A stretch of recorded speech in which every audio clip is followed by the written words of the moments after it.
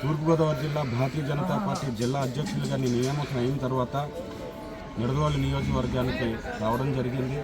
అమ్మ అయినటువంటి మహాశక్తి అయినటువంటి కోట సత్తమ్మ వారి ఆశీర్వాదం తీసుకోవడం జరిగింది. కేంద్ర ప్రభుత్వాన్ని నడిపిస్తున్నటువంటి నరేంద్ర మోదీ గారి నాయకత్వంలో భారతదేశం గత 11 ఏళ్ళ నుంచి కూడా ఏ విధంగా అభివృద్ధి చెందుతుందో మనం చూస్తూ ఉన్నాం. అదేవిధంగా ఎన్డీఏ ప్రభుత్వం ఆంధ్రప్రదేశ్లో నడుస్తోంది.